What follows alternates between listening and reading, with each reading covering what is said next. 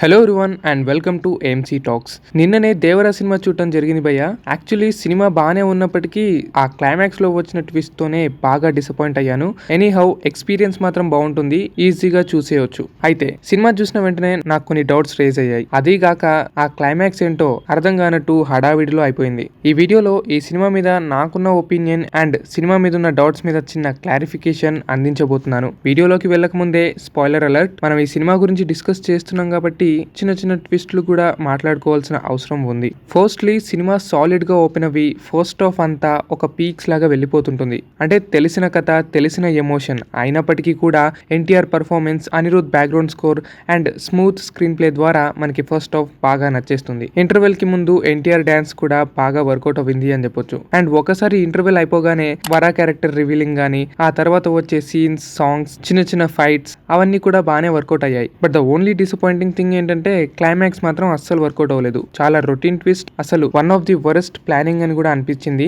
Anyhow first half కే ticket వర్తి బొమ్మ అనేది మనకి స్క్రీన్ మీద చూపించారు కాబట్టి సెకండ్ హాఫ్ లో ఉన్న నెగటివ్స్ గురించి పక్కన పెట్టేద్దాం. మనకి సినిమా ఓపెనింగ్ లోనే దయా ఎవరు, యతి ఎవరు అనే డౌట్స్ తో స్టార్ట్ అవుతుంది. బట్ అట్ ది ఎండ్ కూడా వాళ్ళ గురించి వదిలేసి దేవరా హిస్టరీ మొత్తం చెప్పేస్తాడు ప్రకాష్ రాజ్. కాబట్టి ఈ యతి ఎవరు అనే క్యూరియాసిటీ అయితే నాలో ఉంది. అండ్ ఆల్సో సీలో మనకి కొన్ని స్కెల్టన్ సీన్స్ కూడా చూపిస్తారు. అవి ఎవరివి ఏంటి అనేవి ఇంటర్వెల్ లో క్లారిటీ ఇస్తారేమో అనుకున్నాం. బట్ సినిమా మొత్తం ముందుకెళ్ళిపోయింది కానీ ఆ ఆన్సర్ మాత్రం రాలేదు. కానీ ఇది ముందే సినిమాలో చూపిస్తే బాగుండు అని అనిపించింది. ఆర్ చూపించి కూడా మనకు అర్థం కాలేదా అనే డౌట్ కూడా రైజ్ అయింది. సో మేబీ వర తన వారసత్వం కొనసాగిస్తూ సముద్రంలో నరికిన స్కెలటోన్సే వీరు అయ్యుంటారా అనే డౌట్ అనుకోండి. పోనీ ప్రకాష్ రాజే అడ్డదిడ్డమైన స్టోరీ చెప్తూ జనాల్ని ఎర్రిపప్ప చేస్తున్నాడా అంటే చెప్పడానికి రాదు. అఫ్ కోర్స్ ఇది సిల్లీ డౌటే, కానీ ఈ మధ్య కాలంలో కొందరు ఫేక్ ఫ్లాష్ బ్యాక్లు పెడుతున్నారు కాబట్టి రేస్ చేయాల్సిన విషయమే. After the peak interval Vara character reveal అవ్వడం అండ్ అట్ ది ఎండ్ తనే దేవరలాగా మనుషుల్ని చంపుతున్నాడు అని తెలవటం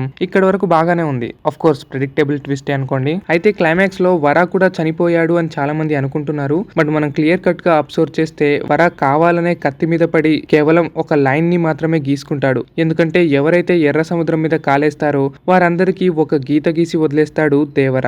వరా కూడా తన మీద డౌట్ రావద్దు అనే విషయం కోసమే తన వీపును కాస్త కదిలిస్తూ ఒక లైన్ మాత్రమే గీసుకున్నాడు. సో వర చనిపోలేదు అనే క్లారిటీ అయితే ఉంది. ఇక దేవర నిజంగానే చనిపోయాడా, నిజంగా కొడుకుయే చంపాడా, లేక పార్ట్ 2లో మళ్ళీ లేచి వస్తాడా అనేది మనకి 50-50 డౌట్లు మాత్రమే.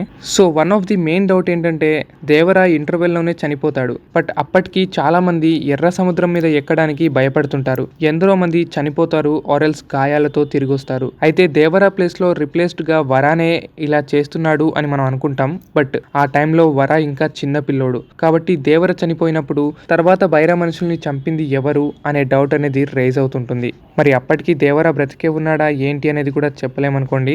బట్ వర అసలు దేవరాని ఎందుకు చంపాడు, అసలు ఆ అవసరం ఏంటి? మహా అయితే హాస్పిటల్ తీసుకెళ్లి బ్రతికించవచ్చు, ఆర్ఎల్స్ దేవర తనది తానే చనిపోవచ్చు. వీరత్వం కోసం కొడుకు చేతిలో చనిపోయాడా అంటే మాత్రం సిల్లీగా ఉంటుంది. అఫ్ కోర్స్ ఇప్పుడు కూడా ఆ క్లైమాక్స్ కి నాకు సిల్లీగానే అనిపించింది.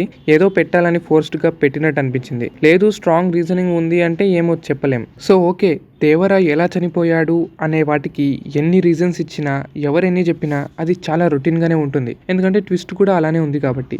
బట్ రొటీన్ అవ్వినా అవ్వకపోయినా కట్టప్ప బాహుబలిని ఎందుకు చంపాడు అనే ట్విస్ట్ ఒక లెవెల్లో ఉంటుంది. అదే ట్విస్ట్ బాహుబలి 2లో మరీ ఎక్కువగా ఏం చూపించరు, కానీ సినిమా మొత్తం ఒక పీక్స్ లో వెళ్ళిపోయింది కాబట్టి ఆ అవసరం కూడా ఉండదు. అలాగే దేవర ట్విస్ట్ కూడా సిల్లిగా ఉన్నప్పటికీ సినిమాలో అది ఎలా రొటీన్ గా చూపించినా ప్రెజెంటేషన్ బాగుంటే చాలు. అండ్ ఆలోపు సినిమా మొత్తం కవర్ అయితే ఇంకా మంచిది. సో ఎనీహౌ ఇంటర్వెల్లో దేవర ఆల్మోస్ట్ అందరినీ లేపేస్తాడు. అసలు పెద్దగా గాయాలు కూడా ఉండవు. కానీ తీరా క్లైమాక్స్ కి వచ్చేసరికి వర చంపే సమయాన్న దేవరకి ఎన్నో గాయాలు కూడా ఉంటాయి.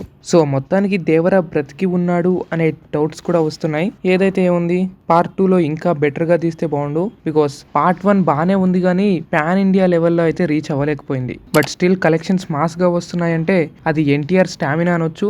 ఇంకో పక్కన అనిరుద్ బీజిఎం కూడా బాగానే సాటిస్ఫై చేసింది.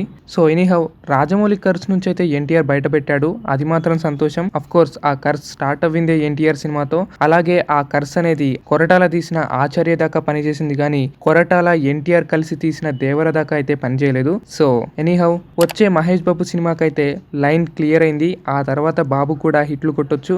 కంప్లీట్ గా కర్స్ అనేది పడిపోయింది. So that's enough. Anyhow NTR గారి పర్ఫార్మెన్స్, తన డాన్స్, మరి ముఖ్యంగా ఆయుధ పూజ సాంగ్ పీక్స్ లోకి వెళ్ళింది. కొరటాల శివ గారు కూడా బానే తీశారు. బట్ క్లైమాక్స్ ఒకటి చూసుకొని ఉండాల్సింది. సినిమా వేరే లెవెల్ కి వెళ్ళేది. ఇక జాన్వి గురించి మాట్లాడుకుంటే బానే టాలెంట్ చూపించింది. I mean yes, she okay. పెద్దగా అవసరం లేని క్యారెక్టర్ కూడా, బట్ వరా పేరుతో బాగానే సెట్ అయింది. ఆ మాత్రం చాలు. సో మొత్తానికి మీకు దేవరా సినిమా ఎలా అనిపించింది అండ్ మీకు రైజ్ అయిన డౌట్స్ ఏంటి అనేది కామెంట్లో తెలపండి. మరో వీడియోతో కలుద్దాం. మీ ఏఎంసీ టాక్స్.